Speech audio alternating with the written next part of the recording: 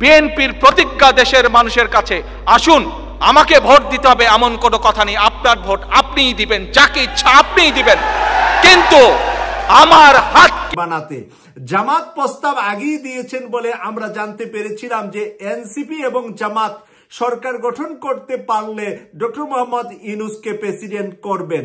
আর গতকাল জনাব তারেক রহমানের পক্ষ থেকেও প্রেসিডেন্ট করার প্রস্তাব দিয়েছেন বলে এখন আলোচনা করছেন বিএনপির শীর্ষ নেতারা। ইলেকশন ইউনূস সাহেব নিজের তাগিদেই দিবেন। যা হোক, তারপরে ইউনূস সাহেবকে নিয়ে আপনারা স্বপ্ন দেখছেন, দেখেন এই স্বপ্নেরও ভূমিকা আছে। ইউনূস সাহেবকে ব্যবহার করা যাবে না আমি তা মনে করি না, কিন্তু এত 10 মাসে তো দেখেছি ইউনূস সাহেব ব্যবহার হওয়ার লোক না, উল্টা উনি ব্যবহার করে ছেড়ে দেন। এবার ডক্টর মোহাম্মদ ইউনূস হয়তো বা আগামী যেই সরকার আসুক না কেন সেই সরকারের অংশ হবে। তারেক রহমান একটা ইঙ্গিত দিয়েছেন, তিনি বলেছেন খালেদা জিয়া এবং ডক্টর ইউনূস বাংলাদেশকে তারা পরামর্শ দেবে, অর্থাৎ আগামী সরকারের অংশীদার হতে যাচ্ছেন ডক্টর মোহাম্মদ ইউনূস। অংশীদার হতে গেলে তাকে অবশ্যই রাষ্ট্রপতি বানানো হবে, রাষ্ট্রপতি বানানোর জন্য হয়তো তারেক রহমান বলেছেন, এটা একটা আশ্বাস দিয়েছেন। এবং ডক্টর ইউনূস যদি অস্বীকার করেছেন আগামী সরকারের অংশ তিনি হবেন না, তাকে যদি জোর করা হয় হয়তো তিনি হবেন দেশের স্বার্থে, আমরা এটা চাই তিনি হোক।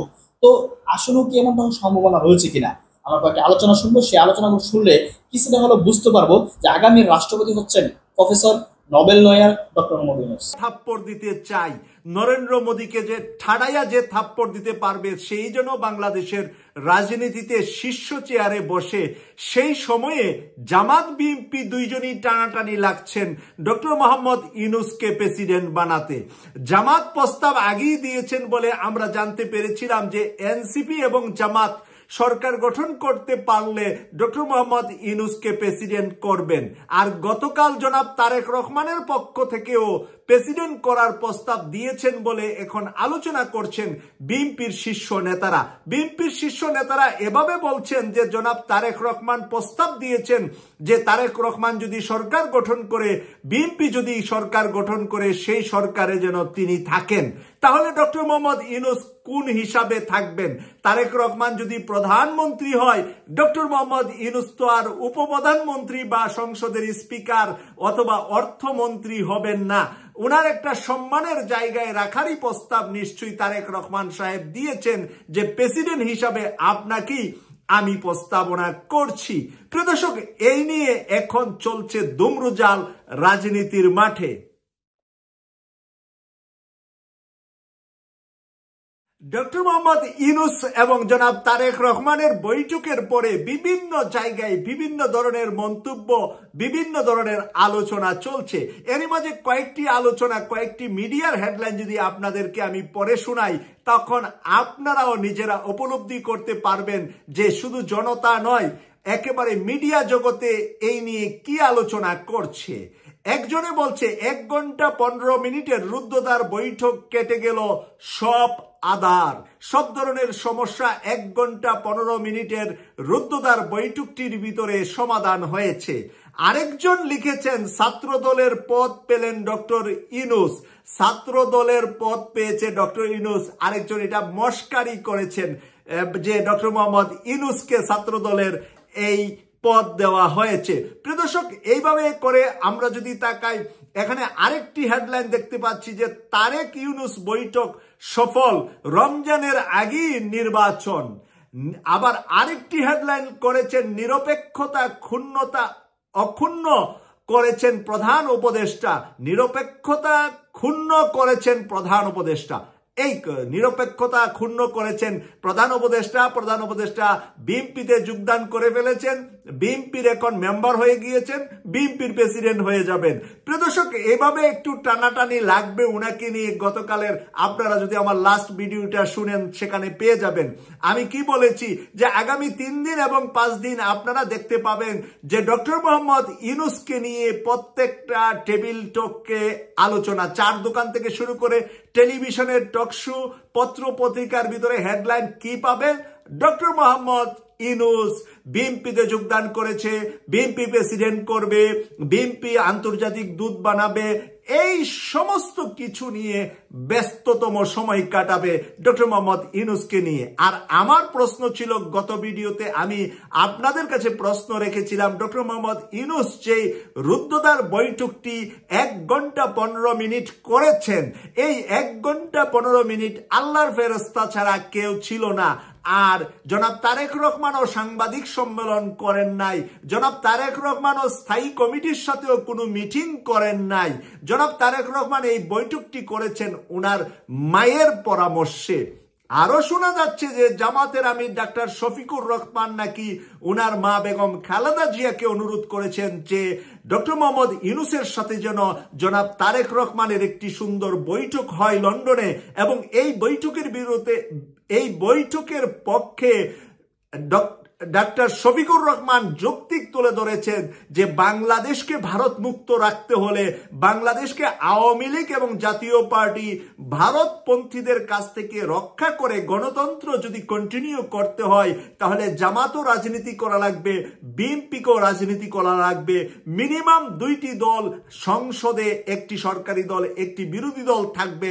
তাই আমরা যেহেতু কাছাকাছি 2টি দল আছি এবং 2টি দলই ভারত বিরোধী হিসাবে পরিচিত, তাই আমাদের উচিত সবচাইতে কম যাতে করে আমাদের ভিতরে একে অপরের সাথে সমস্যা তৈরি করতে পারি, আমরা যাতে করে একে অপরের কাছে সুর মিলিয়ে কথা বলতে পারি, এবং ডক্টর মোহাম্মদ ইউনূসের হাত দিয়ে যাতে করে ভারত সহ শেখ হাসিনা সহ আওয়ামী লীগের দূষরদেরকে শায়েস্তা করতে পারি। সেই শায়েস্তা করার জন্য অন্তত বিএনপি জামাত ঐক্যবদ্ধ থাকতে হবে বাংলাদেশের স্বার্থে। সেই কথা থেকে এখন আলোচনা হচ্ছে কি যে জামাত বেজার বিরক্ত ডক্টর মোহাম্মদ ইউনূসের উপর, কেন তারেক রহমানের সাথে 1 ঘন্টার বৈঠক করলেন রুদ্ধদ্বার। আর জামাতের আমিরে আমি যদি প্রশ্ন রাখি, জামাতের আমিরের সাথে যখন ডক্টর মোহাম্মদ ইউনূস রুদ্ধদ্বার বৈঠক করেছিলেন কোনো সাংবাদিক জানতেন না, বৈঠকের পরে জানতে পারলেন সাংবাদিকরা যে ডক্টর মোহাম্মদ ইউনূস স্পেশালি জামাতের আমির ডাক্তার শফিকুর রহমানকে নিয়ে 1 ঘন্টা ওনার বাসভবনে রুদ্ধদ্বার বৈঠক করেছে। তাহলে তখন কি আলাপটা হয়েছিল? আমাদের একটি কালচার আছে যে পুরাতনটাকে আমরা ভুলে গিয়ে নতুনটাকে নিয়ে আমরা খুব ব্যতিব্যস্ত হয়ে পড়ি। যখন দেশের ভিতরে একটি অশান্তি যাচ্ছিলেন এবং অশান্তিটাও তৈরি হয়েছিলেন বিএনপির সেই ইশরাককে মেয়র করা নিয়ে, ঢাকা দক্ষিণ সিটির মেয়র থেকে আস্তে আস্তে এটা 1 দফা আন্দোলনের দিকে বিএনপি যাচ্ছিলেন। ডিসেম্বরেই নির্বাচন চাই, ডিসেম্বরেই দিতে হবে। জনাব তারেক রহমানও সেই কথাটা যুবকদের একটি অনুষ্ঠানে ঢাকার পল্টনে বিশাল সমাবেশে উনিও সেইভাবে শক্ত করে ডিসেম্বরেই নির্বাচন চাই বলেছিলেন। কিন্তু সেই জায়গা থেকে জনাব তারেক রহমান বিনয়ের সাথে কি সুন্দরভাবে ফিরত আসলেন। এখন তারেক রহমান বলছেন রমজানের আগে ফেব্রুয়ারিতে নির্বাচন হলে বেশি ভালো হবে। আর ডক্টর মোহাম্মদ ইউনূস স্যার কি বলেছেন, যদি সব ধরনের বিচার সংস্কার সবকিছু শেষ হয়ে যায় তাহলে তো কোনো সমস্যা নাই।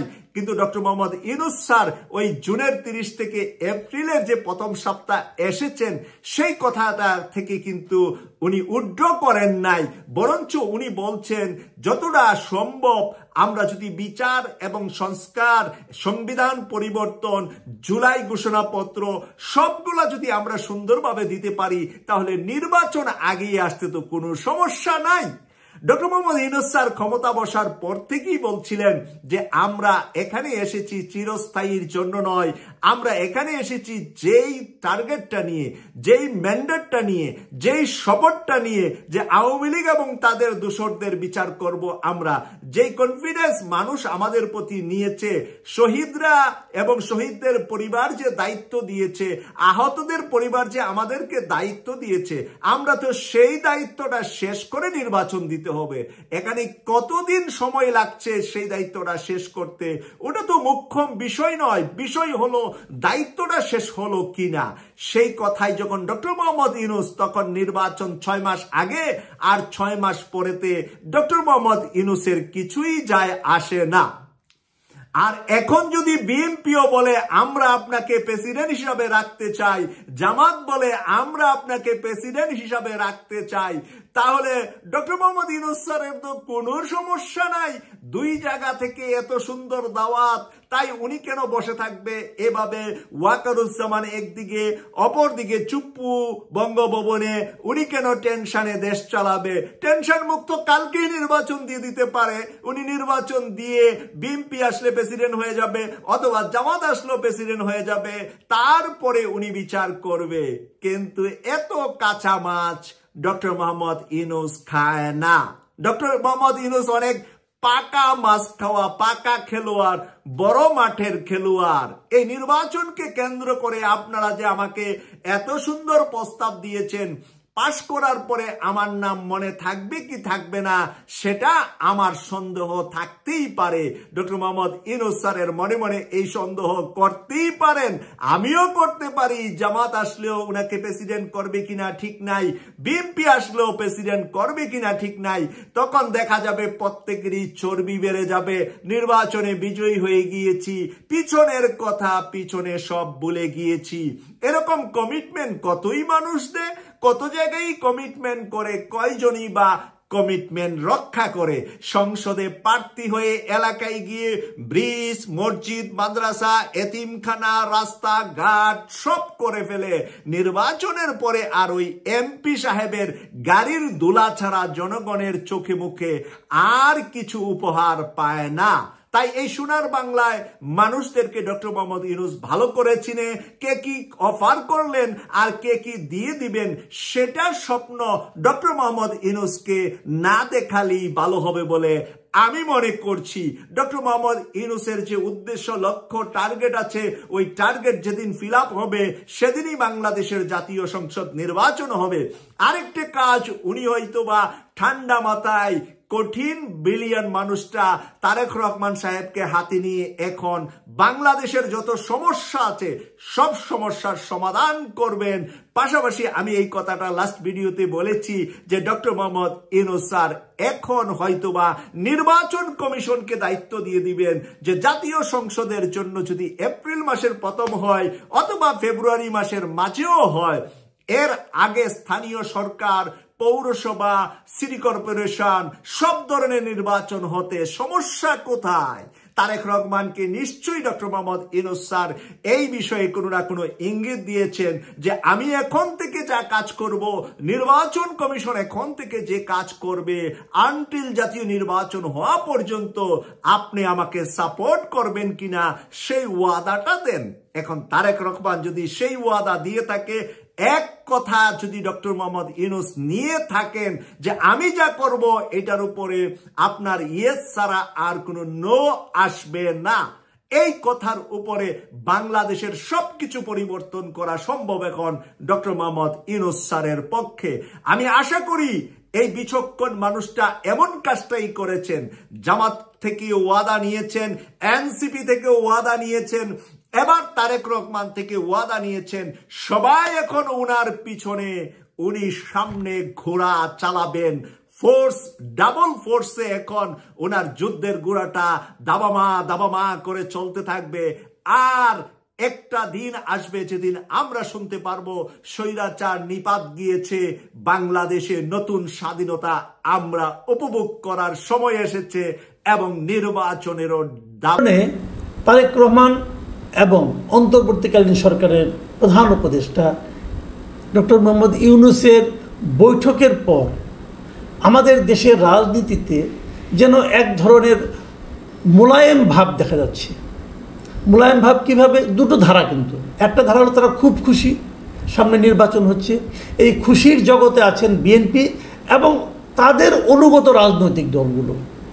আরেক দল, আরেক পক্ষ জামাত ইসলাম, এনসিপি, এরা বলছেন যে নির্বাচনের ডেট নিয়ে তাদের কোনো আপত্তি নেই, বৈঠক নিয়েও তাদের কোনো আপত্তি নেই। তাদের আপত্তি হলো একটিমাত্র রাজনৈতিক দলের সঙ্গে বৈঠক করার মাধ্যমে নির্বাচনের তারিখ কীভাবে চেঞ্জ হচ্ছে এটা নিয়ে। এই জায়গায় তারা ডক্টর ইউনূসের বিরোধিতা করছেন। এই দুটো ধারা, দুধারা নিয়ে আমি গতকালকে কিছু কথা বলেছি, সেটা নিয়ে আজকে আর রিপিট করতে চাই না। বাট আমি যেটা বলতে চাচ্ছি সেটা হলো বিএনপির রাজনীতিটা আমি অনুধাবন করার চেষ্টা করছি। বিএনপির রাজনীতিটা আসলে কি? বিএনপি কিন্তু মুখে বলে তারা জনগণের রাজনীতি করে, আমরাও সেটা বিশ্বাস করতে চাই। প্রত্যেকটা রাজনৈতিক দলই জনগণের রাজনীতি করবে, এটাই তো আমরা চাই। বিএনপিও তাই চায়, আমরা এটা বিশ্বাস করতে চাই। কিন্তু প্রশ্ন হচ্ছে, তাহলে এক নির্বাচনের তারিখ ঘোষণার পর বিএনপি যদি তাদের সঙ্গে এই সরকারের যে সমস্ত ক্ষেত্রে বিরোধ ছিল সেই বিরোধগুলির থেকে সরে আসে, তাহলে আমাদের বুঝতে হবে দুটো জিনিস। একটা জিনিস হলো, তাহলে বিরোধটা ঠিক ছিল না, অথবা নির্বাচনটাই মূল লক্ষ্য ছিল। এখানে জনগণ কোথায়? আমি আবারও একটু ব্যাখ্যা করে বলি। বিএনপির সঙ্গে এই সরকারের বেশ কিছু বিষয়ে কিন্তু বিরোধ ছিল। তারা মুখে বলতো তারা এই সরকারকে সমর্থন করে, কিন্তু সরকারের বিভিন্ন কর্মকাণ্ডে তাদের আপত্তি ছিল। আমি কয়েকটা মোটা দাগে কয়েকটা ঘটনা বলি। যেমন ধরেন, বন্দরের একটা টার্মিনালকে বিদেশি একটা লিজে কোম্পানির কাছে লিজে দেওয়ার ব্যাপারটা, এটা নিয়ে তাদের আপত্তি। তারপরে আপনার মানে রাখাইনকে করিডোর দেওয়ার ব্যাপারটা নিয়ে তাদের প্রবল আপত্তি, এবং এই আপত্তির প্রেক্ষিতে তারা একজন উপদেষ্টার পদত্যাগ পর্যন্ত চেয়েছে। তারপরে ঢাকা দক্ষিণ সিটি কর্পোরেশনের মেয়র হিসেবে ইশরাক হোসেনকে শপথ না পড়ানো নিয়ে তাদের আপত্তি, এবং এটা নিয়ে তারা আন্দোলন করেছে। ঢাকা শহরে যমুনা ঘেরাও করার চেষ্টা করেছে, ওখানে অবস্থান নিয়েছে, এবং তারা এলজিআরডি বিষয়ক উপদেষ্টা আসিফ মাহমুদ সজীব ভুঁইয়ার পদত্যাগ চেয়েছে, এবং আরও একজন উপদেষ্টা তারা পদত্যাগ চেয়েছে, মাহফুজ আলমের। এই যে বিষয়গুলো, এই বিষয়গুলো কি কেবল রাজনৈতিক ছিল? এই বিষয়গুলোর সঙ্গে কি জনগণের চাহিদা, জনগণের প্রত্যাশার কোনো সম্পর্ক ছিল না? ছিল। বিএনপি যখন বলে যে আমরা জনগণের রাজনীতি করি, তখন আমি বলতে চাই, আমি বিশ্বাস করতে চাই যে এই প্রত্যেকটা দাবির সঙ্গে জনগণের দাবি, এটা জনগণের দাবি বলেই বিএনপি এই দাবিগুলো সরকারের কাছে উত্থাপন করেছিল। এখন এবং তাছাড়া তার সঙ্গে আরেকটা বড় বিরোধ ছিল নির্বাচনের তারিখ নিয়ে। বিএনপি বারবার বলছিল নির্বাচনের তারিখ, নির্বাচন হতে হবে ডিসেম্বর কিংবা তার আগে, আর সরকার বলছিল নির্বাচন হবে এপ্রিলে। যাও, লন্ডনে আমরা দেখলাম সেই ক্ষেত্রে দুদলই 2 মাস করে আগু পিছু করেছে।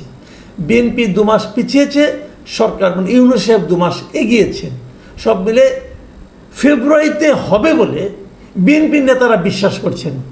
যদিও আমার এটা বিশ্বাস না, আমি অবিশ্বাসী লোক, কী করব।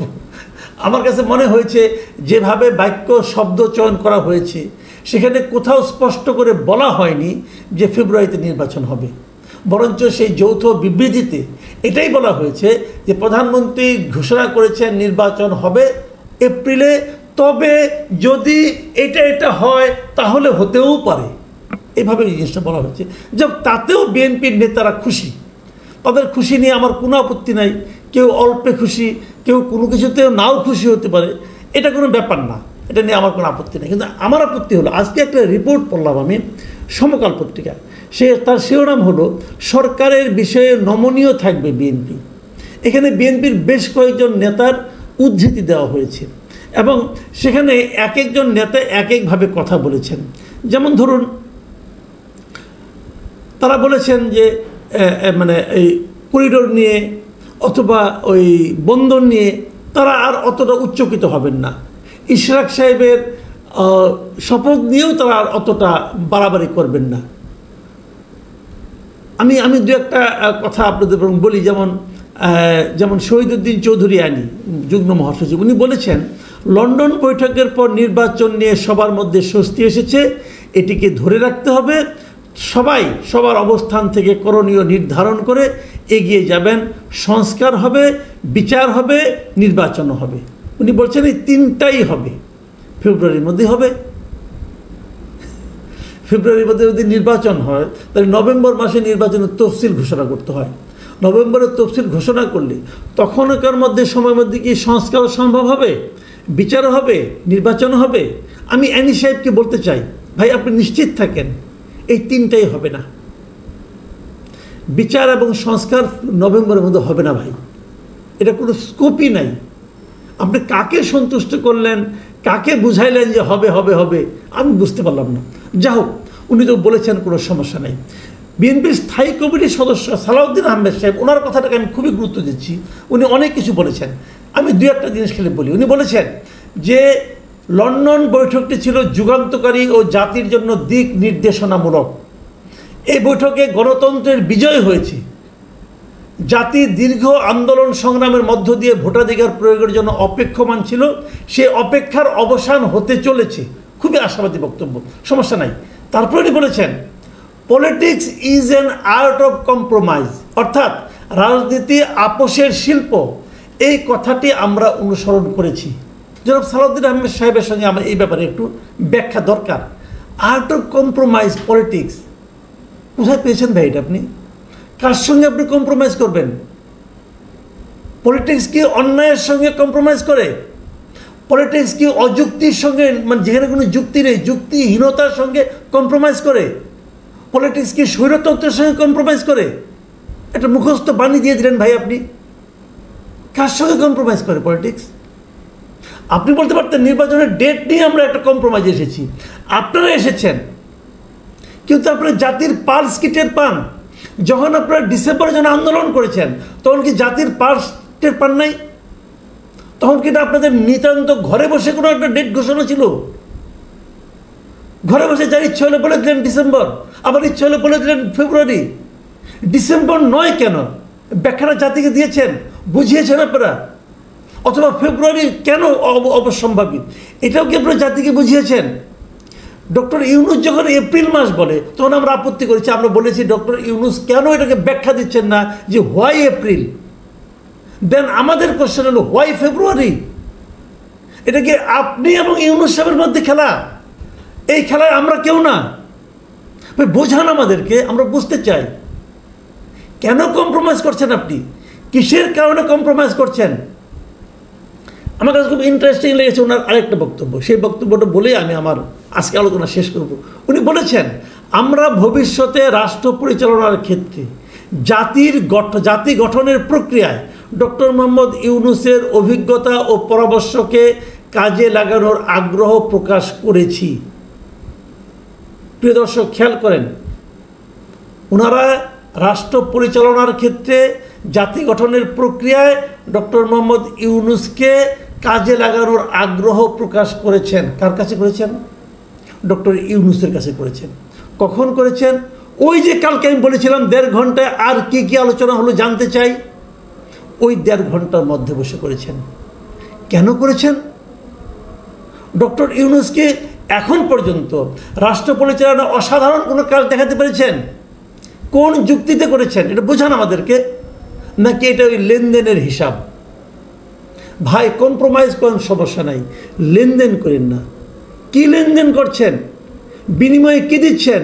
যে ইশরাককে নিয়ে আর আন্দোলন করা যাবে না, হ্যাঁ, বন্ধ নিয়ে আলোচনা করা যাবে না, বন্ধ নিয়ে আন্দোলন হবে না। আমি বিএনপি নেতৃবৃন্দকে বলতে চাই যে বন্ধ নিয়ে আন্দোলন হবে কি হবে না এটা বিএনপি নির্ধারণ করবে না, এটা এদেশের জনগণ নির্ধারণ করবে। ইশরাক নিয়ে আপনি করেন, ইশরাককে আপনি 5 বার বলি দেন, আপনাদের ছাগল, আপনারা কোথায় বলি দেবেন, লেজে কাটবেন না ঘাড়ে কাটবেন, এটা আপনাদের ব্যাপার। বন্দর আপনাদের ছাগল না, করিডোরও আপনাদের ছাগল না।